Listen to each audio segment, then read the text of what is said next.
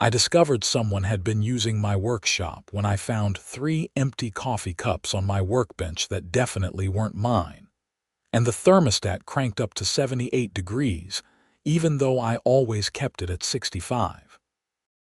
My name is Quincy Young, and I'm a 42-year-old software engineer who works from home in Maple Grove, Minnesota. I bought my house 3 years ago specifically because it came with a detached workshop that I converted into a heated workspace for my woodworking hobby. The building sits about 50 feet behind my house, insulated better than most homes, with radiant floor heating that I installed myself. It's my pride and joy, and I spent nearly $15,000 getting it exactly how I wanted it. The discovery happened on a Tuesday morning in late March. Winter had been brutal that year, with temperatures regularly dropping below zero throughout January and February. I'd been traveling for work more than usual, gone for weeks at a time doing on-site implementations for various clients. When I finally got back home after a 3-week trip to California, I headed out to my workshop to check on some furniture projects I'd left in progress. The moment I opened the door, something felt wrong. The air was warm, almost stuffy. I walked over to the thermostat and stared at it in confusion. 78 degrees. I never, ever set it that high. Even when I was actively working out there in the dead of winter, I kept it at 65 and just wore a hoodie. Heating a 400-square-foot outbuilding in Minnesota winter isn't cheap. Then I saw the coffee cups. 3 of them, arranged on my workbench like someone had been having a casual meeting. They were from Caribou Coffee, and they still had a faint smell, maybe a day or 2 old. I don't drink Caribou. I'm a Starbucks guy, and everyone who knows me knows that. I checked the rest of the workshop. One of my folding chairs had been moved from its usual spot against the wall to the center of the room. There were indentations in the chair's fabric that suggested recent use. My wood stove, which I rarely used because the radiant heating was so efficient, had fresh ashes in it. Someone had definitely been in here. I pulled out my phone and checked my security system. I'd installed cameras on my house, but never bothered with the workshop since it was on my property and locked with a simple padlock. That was clearly a mistake. I tried to remember if I'd seen anyone suspicious around my property before I left for California, but nothing came to mind. The next morning, I decided to investigate further. I went through my utility bills online, something I usually just paid automatically without scrutinizing too closely. My electric bill for February made me actually gasp out loud: $3,200. For comparison, my January bill before I left for my extended work trips had been around $600.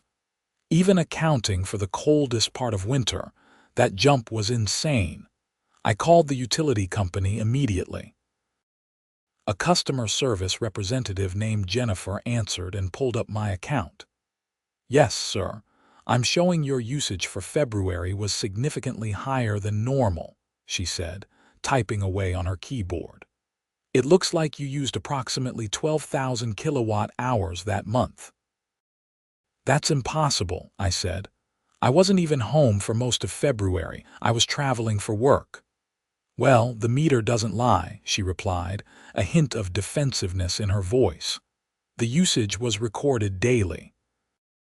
If you suspect a meter malfunction, we can send someone out to inspect it, but there's a service fee." I scheduled the inspection and spent the rest of the day thinking about what could have caused such a spike. That evening, I walked around my property, looking for any signs of tampering or unusual activity. My neighbor to the left, an elderly man named Harold, was out checking his mailbox. "Welcome back, Quincy," he called out. "How was California?" "Good, thanks." "Hey, Harold, did you notice anyone coming around my property while I was gone?" He scratched his chin thoughtfully. "Now that you mention it, yeah. I saw Patricia from the HOA and a couple other people going into your workshop a few times. Figured you'd given them permission or something." My blood went cold. Patricia Zimmerman was the president of our homeowners association, a 53-year-old woman who'd made it her life's mission to control every aspect of our neighborhood. She was the definition of a busybody, always finding violations in people's landscaping or paint colors, sending threatening letters about minor infractions. "How many times?" I asked. "Oh, I don't know, maybe once or twice a week. They usually came in the afternoon, stayed for a few hours." I figured it was HOA business. I thanked Harold and went back inside, my mind racing. The HOA had been using my workshop, without my permission. I pulled up the HOA bylaws and regulations on my computer, searching for anything that might explain this. Nothing. There was absolutely nothing that gave them the right to enter private structures on individual properties. The next morning, I drove to the hardware store and bought a high-quality security camera system, specifically designed for outdoor buildings. I spent the afternoon installing cameras at every entrance to the workshop, along with motion sensors. If anyone came back, I'd know about it. While I was installing the cameras, my phone rang. It was Margaret from the utility company. "Mr. Young, we sent a technician to inspect your meter, and everything is functioning correctly. The usage recorded is accurate. However, the technician did note that your workshop appears to be separately metered from your main house. Is that correct?" "Yes," I confirmed. "I had it set up that way when I renovated it." "Well, that explains the concentrated usage. Whatever was consuming that electricity was definitely coming from the workshop." After thanking her and hanging up, I went through my credit card statements. My February bill showed another spike I hadn't noticed before: water usage. I barely used water in the workshop except for cleaning brushes and tools, but the bill showed I'd used 3 times my normal amount. This was getting worse by the minute. I needed to confront Patricia, but I wanted evidence first. I decided to stake out my own property. I took the next few days off work, telling my boss I had some personal matters to handle. Each afternoon, I parked my car in Harold's driveway with his permission and watched my workshop from his living room window. On the third day, Thursday afternoon, a silver Honda Accord pulled up to my house. Patricia Zimmerman got out, along with 2 other women I recognized from HOA meetings: Sandra Chen, the HOA secretary, and Deborah Matthews, the treasurer. They walked around to the back of my property like they owned the place. Patricia pulled out a key from her purse, a key to my workshop. I watched in disbelief as she unlocked my padlock and all 3 women went inside. I gave them 5 minutes. Then I walked over to my own property and opened the workshop door. The 3 women were sitting in folding chairs I'd set up for when I had friends over to help with projects. A space heater I'd never used, one that must have been in the back storage closet, was running at full blast even though the radiant floor heating was already making the space warm. They'd brought lunch, containers of salad and sandwiches spread out on my workbench. "What the hell is going on here?" I demanded. Patricia nearly jumped out of her chair. "Quincy, you're back. This is my workshop. What are you doing in here?" She recovered quickly, her face settling into that imperious expression she always wore during HOA meetings. "We've been using this space for committee meetings. The HOA doesn't have a dedicated meeting space, and your workshop was sitting empty while you were traveling. You broke into my private property." "We didn't break in," Patricia said, her voice taking on a condescending tone. "We borrowed a key. Sandra's husband is a locksmith. We made a copy from a photo of your padlock key when you left it on your workbench during the community barbecue last summer." I couldn't believe what I was hearing. "That's illegal. You can't just make copies of someone's keys without permission. We're the HOA, Deborah chimed in. We have the authority to access properties when necessary for community business. That's for exteriors during inspections, and you need to give notice, not for breaking into someone's outbuilding and running up their utility bills. We didn't run up anything, Patricia said dismissively. We used a little heat. Big deal. A little heat. My electric bill was $3,000 last month for 1 month. My normal bill is $600. Sandra, who'd been quiet until now, spoke up. That seems excessive. We only met here a few times. I pulled out my phone and showed them the utility bill. This is from your little meetings. You cranked the heat up to almost 80 degrees in a 400-square-foot building in the middle of Minnesota winter. Do you have any idea what that costs? Patricia's face had gone pale as she looked at the bill, but she quickly regained her composure. That's not our responsibility. You chose to heat this building. I didn't heat it to this temperature. You did, and you're going to reimburse me for every penny. We most certainly will not, Patricia said, standing up. Now, if you don't mind, we have committee business to discuss. Get out. Now, all of you. You can't talk to us that way, Patricia said. I'll have you fined for harassment of HOA board members. Get out of my workshop or I'm calling the police. The three women gathered their things, Patricia making a show of moving as slowly as possible. As they walked past me, she stopped and looked me in the eye. You're going to regret this, Quincy. I guarantee it. After they left, I immediately changed the padlock and bought one that required a special key that couldn't be easily copied. Then, I went through all the utility bills from the entire winter season. I'd been traveling on and off since December, and now that I was looking carefully, I could see the pattern. Every time I was gone, my usage spiked dramatically. December, when I'd been gone for 2 weeks during the holidays, showed an increase of about $800 above normal. January, when I'd been gone for 10 days, showed an increase of about $1,000. February was the worst because I'd been gone nearly the entire month. I added it all up. Including the water bills, which had also been elevated during my absences, the total excess cost was $4,200. The HOA had cost me over $4,000 in utility bills.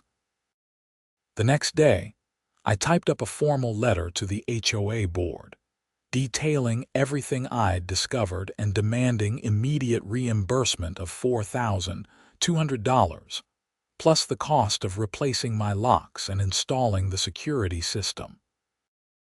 I sent it via certified mail so they couldn't claim they never received it. I also filed a police report. The officer who took my statement, a young guy named Officer Davis, listened carefully and took notes. So they made an unauthorized copy of your key and used your property without permission. He clarified, exactly, and ran up thousands in utility costs. Technically, that's criminal trespass and possibly theft of services. Do you have any direct evidence? I showed him the security camera footage from the past few days, which clearly showed them entering my workshop. I just installed these cameras, but this is them entering with the copied key, and I have my neighbor who saw them coming and going all winter. Officer Davis wrote down Harold's information. I'll need to talk to him, and I'll need copies of those utility bills showing the unusual usage patterns. Whatever you need. A week went by with no response from the HOA. Then I received a letter in my mailbox, not certified, just stuffed in with the regular mail. It was from Patricia, on official HOA letterhead. Dear Mr. Young, your recent claims regarding unauthorized use of your workshop are unfounded and libelous. The HOA exercised its right to utilize available community space for official business. Any utility costs incurred are your responsibility as the property owner. Furthermore, Your hostile behavior toward board members has been noted, and you are hereby fined $500 for harassment and threatening behavior toward HOA officials. Payment is due within 30 days. I read the letter 3 times, each time getting angrier. They were actually trying to fine me.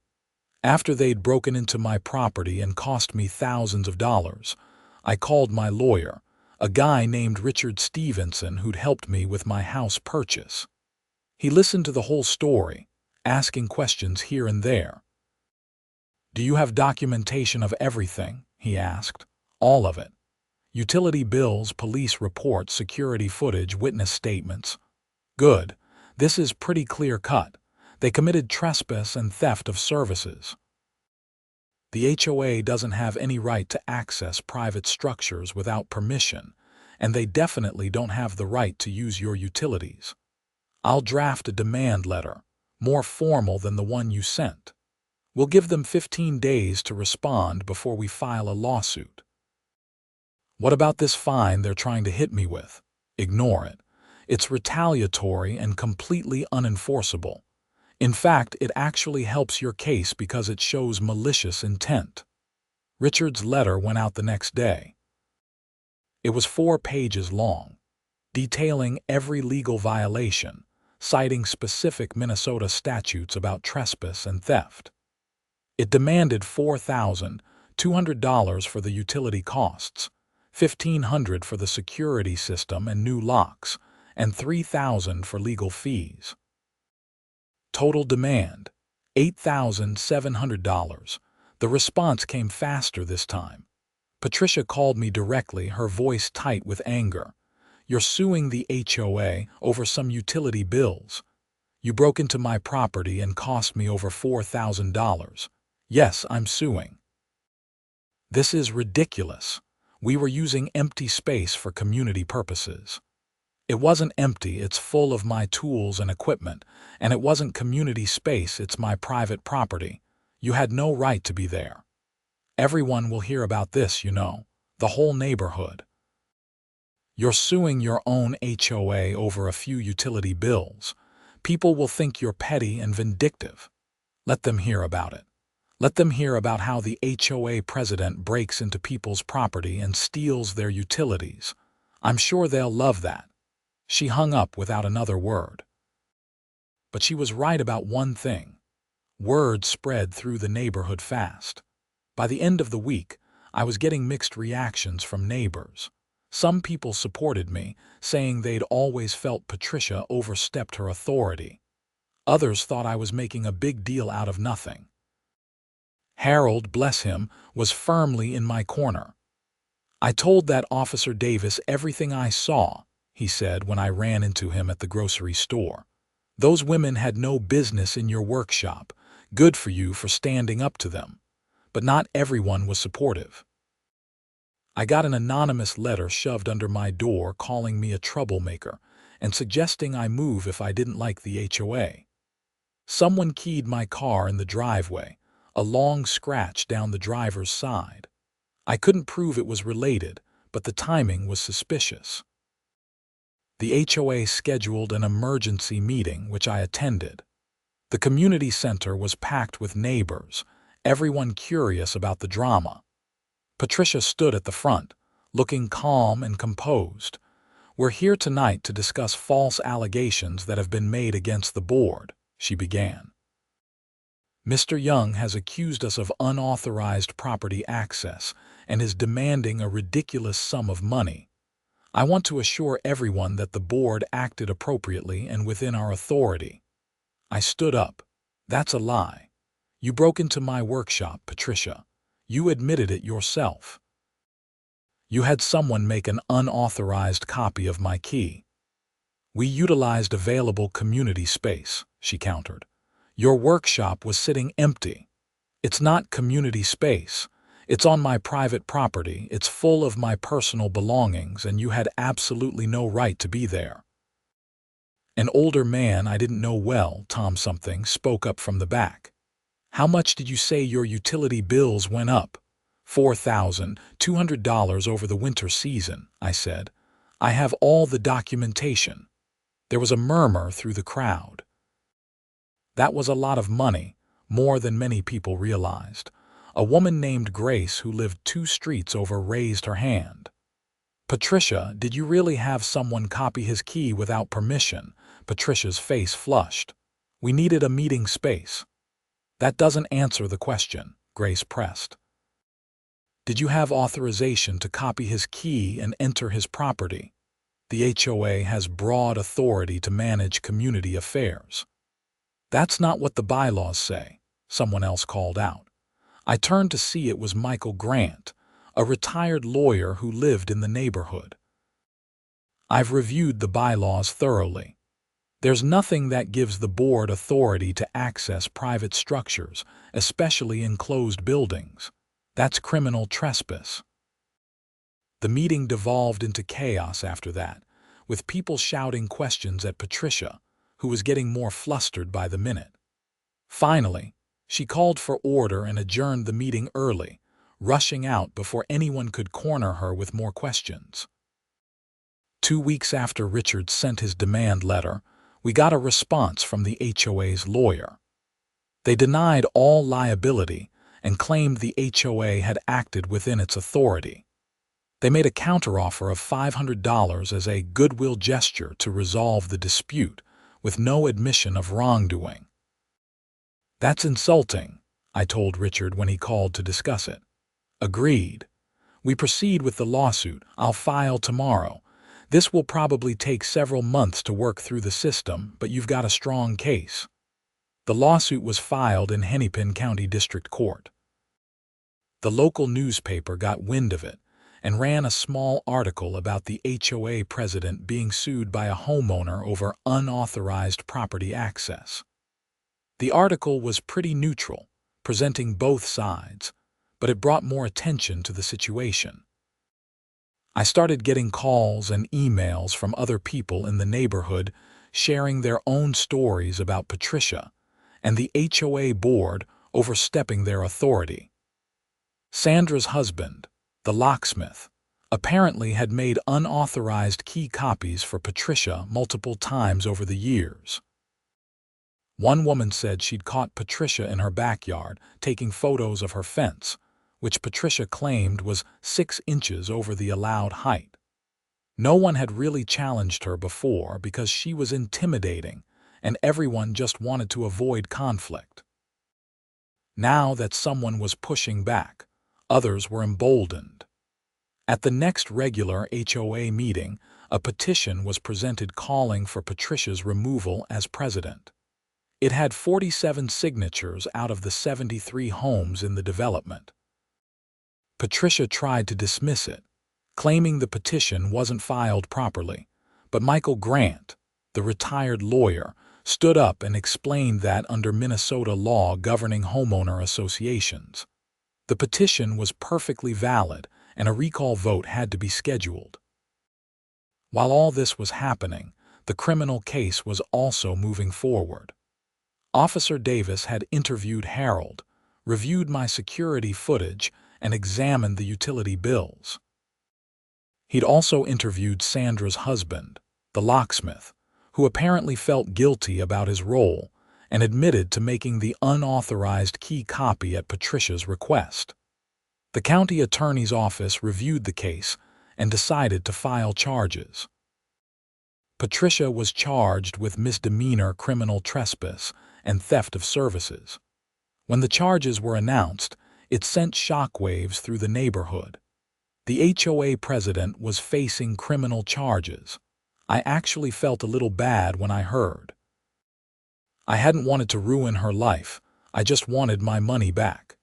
But at the same time, she'd committed crimes. She'd broken into my property repeatedly and cost me thousands of dollars, then refused to take responsibility. Actions have consequences. The recall vote happened in early May. Patricia was removed as HOA president by a vote of 62-11. Michael Grant was elected as the new president, and he immediately called me to apologize on behalf of the association. "What Patricia did was inexcusable," he said. "The board is willing to discuss a settlement with you." We'd like to avoid a protracted court battle if possible. I'm listening, I said. We'll pay the full amount of your utility overcharges, $4,200. We'll also cover your security system and lock replacement costs, $1,500. And we'll pay for your legal fees, whatever they are. In exchange, you drop the lawsuit against the HOA. What about Patricia personally? That's separate. If you want to pursue her individually, that's your choice, but the HOA will fulfill its obligation. I talked it over with Richard. That's actually a fair offer, he said. My fees are currently at about $2,800, so you'd be getting $8,500 total. That's more than our original demand. What do you think I should do about Patricia? The criminal case will proceed regardless of what you do. As for civil action against her personally, you could pursue it, but honestly, you're getting made whole by the HOA.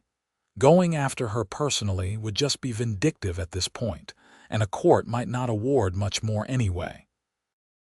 I thought about it for a couple of days. I wasn't a vindictive person by nature. I'd wanted justice and reimbursement, and I was getting both. Continuing to go after Patricia personally felt like overkill, especially since she was already facing criminal charges. I called Michael and accepted the settlement offer. But I want a formal apology from the board in writing, and I want it sent to every homeowner in the development, I added. Done, Michael agreed immediately. The settlement was finalized within a week. The HOA paid me $8,500 via cashier's check. Michael sent out a letter to every homeowner explaining what had happened, acknowledging that the previous board had acted inappropriately and apologizing. He also outlined new policies ensuring this couldn't happen again, including strict limitations on board access to private property and requirements for financial transparency. Patricia's criminal case went to court in June. I had to testify, which was uncomfortable. She sat at the defense table looking smaller and older than I remembered. Her lawyer argued that she'd made a mistake in judgment but had no criminal intent. The prosecutor countered that she'd knowingly trespassed repeatedly and that the costs she'd incurred proved she knew what she was doing. The judge found her guilty of both charges. For the trespass, she was sentenced to 30 days in jail, suspended, and 1 year of probation. For the theft of services, she was ordered to pay restitution directly to me, which the judge calculated as $4,200, even though I'd already been paid by the HOA. The judge noted that the HOA's payment didn't absolve her personal criminal liability. Your actions were a serious violation of trust, Miss Zimmerman, the judge said during sentencing. You held a position of authority in your community, and you abused that trust to benefit yourself and your organization at the expense of others. The fact that you showed no remorse and tried to cover up your actions makes this more serious. I'm ordering full restitution, and if you violate your probation in any way, you'll serve the 30 days in jail. Patricia's lawyer argued that the HOA had already paid me and making her pay again was double recovery. The judge was unmoved. The HOA paid as an organization. Miss Zimmerman committed the crime personally. She owes restitution. If the HOA wants to seek contribution from her for their payment, that's a separate civil matter. So in the end, I actually received $12,700 total. $8,500 from the HOA settlement and $4,200 from Patricia's criminal restitution.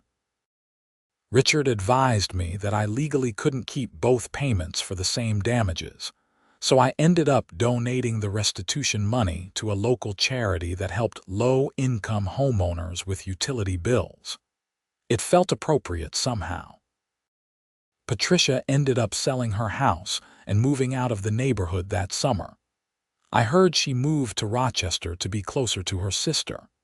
Sandra and Deborah both resigned from the HOA board, though they stayed in the neighborhood. People mostly moved on from the drama, though I remained something of a local legend as the guy who took down the HOA president. The most surprising outcome was how much the neighborhood improved without Patricia's iron-fisted control. Michael Grant ran the HOA in a much more reasonable way, focusing on actual community needs rather than petty rule enforcement. People started actually enjoying HOA events again, instead of dreading them. Harold and I became good friends through all of this. He'd helped me when I needed a witness, and I appreciated his straightforward honesty. We started having coffee together once a week, and I helped him with some projects around his house. My workshop returned to being my peaceful retreat. The security cameras stayed up, more out of general caution than any specific fear. I adjusted the insurance on my property to make sure everything was covered, and I got a much more sophisticated lock system that kept detailed electronic logs of when it was opened.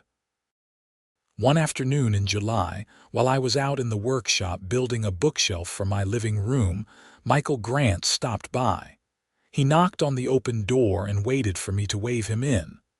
"Hope I'm not interrupting," he said. "Not at all. What's up?" "I wanted to personally thank you again for bringing all this to light. I've been going through the HOA financial records, and Patricia was doing some other questionable things with the budget. Nothing criminal, but definitely not transparent. She'd been approving expenses without board votes, things like that. Sounds like she thought she ran the place like her personal kingdom." "Exactly. Anyway, we're implementing new financial controls, but I also wanted to ask you something. We need a new treasurer and several people suggested you. Would you be interested?" I almost laughed. "Me? Join the HOA board? I know. But you clearly care about accountability and doing things right. And you've got a financial background with your tech work. You'd be good at it." I thought about it. My first instinct was to say no, to stay as far away from HOA politics as possible. But then I thought about what Patricia had done and how things had improved with better leadership. Maybe being part of the solution was better than just complaining from the sidelines. "Let me think about it," I said over the next few days. I talked to several neighbors about what the treasurer position would actually involve. It was mostly reviewing expenses, preparing the annual budget, and making sure the HOA wasn't overspending. A few hours a month, nothing too demanding. And with Michael as president, it wouldn't be the nightmare it might have been under Patricia. I ended up accepting the position. At my first board meeting, we reviewed the budget, and I immediately spotted several recurring expenses that didn't make sense. One was a monthly payment to a landscaping company for maintaining the community entrance, except the amount was about twice what it should have been. When I called the company to ask about it, they told me Patricia had them doing her personal yard work too, and she'd instructed them to bill it to the HOA. We stopped that payment immediately and sent Patricia a letter demanding reimbursement for the improperly charged landscaping work going back 2 years. It totaled about $3,400. Her lawyer responded with a settlement offer of $2,000. We accepted it, more interested in recovering some money than in another lengthy legal battle. The experience taught me something important about civic responsibility. For years, I'd paid my HOA dues and generally ignored the politics, assuming someone else was handling things properly. A lot of my neighbors had done the same. That passive approach had allowed someone like Patricia to accumulate unchecked power and abuse it. Now I was involved, and so were other people who'd previously stayed on the sidelines. We actually read the financial reports. We asked questions. We held the board accountable, and the neighborhood was better for it. My workshop became something of a symbol in the neighborhood. Michael joked about it at meetings, calling it the workshop that changed everything. Some people thought I should put up a plaque. I declined, but I did appreciate the sentiment. In October, the HOA held its annual fall festival, something that had been a pretty stale event under Patricia's reign. Michael opened it up to committees and volunteers, and people really stepped up. There were food trucks, live music, games for kids. I volunteered to help set up and break down, working alongside neighbors I'd barely known before. Grace, the woman who'd challenged Patricia at that contentious meeting, came up to me while I was folding chairs. "You know, you did a good thing," she said, standing up to Patricia. A lot of us wanted to, but we were afraid. Afraid of what? Of becoming a target. She'd go after anyone who disagreed with her. Suddenly, you'd get fined for violations no one else got fined for. Your requests to the board would get denied. It was easier to just keep your head down. "Well, keeping my head down would have cost me over $4,000, I pointed out. She laughed. "True. But seriously, thank you. The neighborhood feels different now, better." As I drove home that evening, I reflected on the whole bizarre situation. It had started with 3 coffee cups and a high thermostat setting, and it had ended with criminal charges, thousands of dollars recovered, and a complete transformation of neighborhood leadership. If someone had told me a year ago that I'd end up suing my HOA, testifying in a criminal trial and becoming the HOA treasurer, I'd have thought they were crazy. But life has a way of surprising you. Sometimes you discover problems you didn't know existed. Sometimes you have to stand up for yourself, even when it's uncomfortable. And sometimes, standing up creates positive change that goes way beyond your original intent. My utility bills returned to normal after I got my workshop back. Every month when I paid the electric bill, usually around $600, I thought about that shocking $3,200 February bill. It still made me angry, but it also reminded me that I'd fought back and won. The security cameras captured one funny incident that fall. A raccoon figured out how to open the regular door handle, and the footage showed him waddling into my workshop at 2 in the morning. He spent about 10 minutes exploring before leaving. I upgraded to a different style handle after that, one that required a thumb press that raccoons couldn't manage. I showed the raccoon video at the next board meeting during the security report section, and everyone got a good laugh out of it. That was another change from Patricia's era. Board meetings were actually pleasant now, sometimes even fun. We got business done, but we also enjoyed each other's company. In December, almost exactly a year after this whole mess started, I received a holiday card from Sandra Chen, the former HOA secretary. Inside, she'd written a note. "I want to apologize for my part in what happened with your workshop. I knew it was wrong, but I went along with Patricia because I was afraid to stand up to her. I'm sorry for the trouble we caused you, and I'm glad you fought back. You were right, and I should have said so at the time. I appreciated the apology." It took courage to send that, especially so long after the fact. I sent her a card back, thanking her for the apology and saying I held no grudges. Life was too short to hold onto anger, especially after everything had been resolved. The legal settlement money, the $8,500 from the HOA, mostly went into a savings account. I used some of it to upgrade my workshop with better insulation and a more efficient heating system. The irony wasn't lost on me that the HOA's theft had ultimately led to me improving the very space they'd abused. I also invested in a proper ventilation system for when I was staining or finishing wood projects. The workshop became even more functional than before, and I spent more time out there than ever. It was my sanctuary, the place where I could unplug from work stress and just create things with my hands. Harold and I started a tradition of weekend coffee in my workshop during the winter months. It was warm, comfortable, and private. We'd talk about everything from politics to sports to neighborhood gossip. He became the grandfather figure I'd never really had, offering advice and perspective from his 78 years of life experience. One Saturday morning in January, as we sat drinking coffee in my workshop, Harold brought up the whole Patricia situation unprompted. "You know what impressed me most about how you handled that whole thing?" he asked. "What's that?" "You didn't let her bully you into backing down. She tried every trick.